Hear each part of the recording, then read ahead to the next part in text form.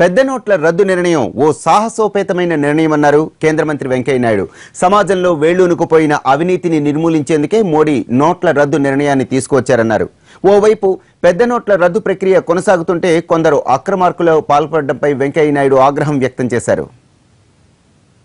దేశంలో అవినీతి విచ్చలవిడిగా పెరిగిపోయి అన్ని స్థాయిల్లో ఎంతగా పేరుకొని పోయిందో, ఎంతగా జీవితంలో భాగంగా పెనవేసుకుపోయిందో మనందరం చూస్తూ ఉన్నాం. ఇంత పెద్ద ఎత్తున ప్రధానమంత్రి చర్య తీసుకున్నప్పటికీ కూడా ఇప్పుడు ఈ కొత్త నోట్లు కొంతమంది దాచిపెట్టి వాటిని సరఫరా చేయడం దొంగతనంగా, బ్యాంకు ఉద్యోగస్తులు కొందరు అవినీతికి పాల్పడడం, ప్రభుత్వ అధికారులు కొన్ని చోట్ల అవినీతికి పాల్పడడం, ఇది కూడా మనం చూస్తూ ఉన్నాం. అంటే ఎంత కాలంగా అలవాటు పడిపోయినారో వాళ్ళ అలవాటును మార్చుకోలేకున్నారు. ఇంత పెద్ద విప్లవం లాంటి చర్య జరుగుతుంటే కూడా. అందుకని ఈ పరిస్థితిని ఇలాగే కొనసాగిస్తే దేశం చాలా ఆర్థికంగా బలహీనపడుతుంది. అలాగే దేశ ప్రజల్లో మరింత అసంతృప్తి పెరుగుతుంది.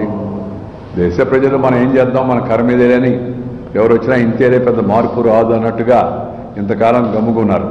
ఎవరు వచ్చినా అంతే, ఏం కాదు, మనం ఏం చేద్దాం, మన కర్మేది, తప్పదు. ఆ కొంతమందికి లంచం ఇవ్వడం కూడా సరే కానివ్వండి, పనిచేస్తే చాలనే పరిస్థితి కూడా వచ్చింది. అందుకని ఈ పరిస్థితులను గుర్తుంచుకొని మోడీ గారు ఈ విప్లవాత్మకమైన యొక్క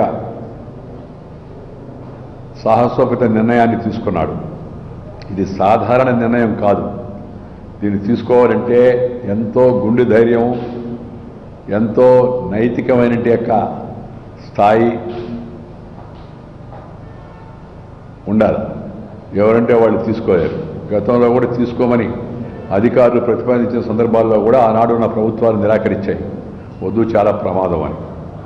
కానీ రోజు రోజుకి పెరిగిపోతున్న ఈ నల్లధనం, అవినీతిని అరికట్టడం కోసం ఇది మార్గము అనే ఉద్దేశంతో ప్రధానమంత్రి గారు ఈ సాహసోపేతమైన నిర్ణయాన్ని తీసుకున్నాడు.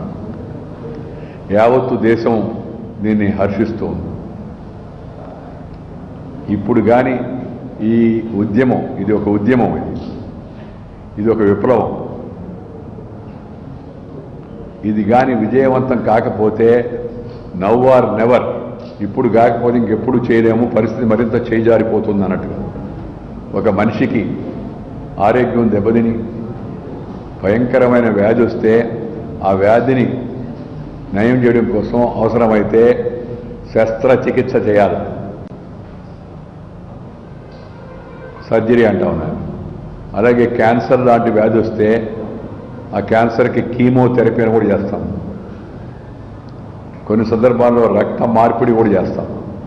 ఇవన్నీ తీవ్రమైన అంతిమ నిర్ణయాలనే విషయం మనకు తెలుసు. మామూలుగా అందరికీ బ్లడ్ ట్రాన్స్ఫ్యూషన్ చేయరు, అందరికీ సర్జరీ చేయరు, అందరికీ కీమోథెరపీ చేయరు.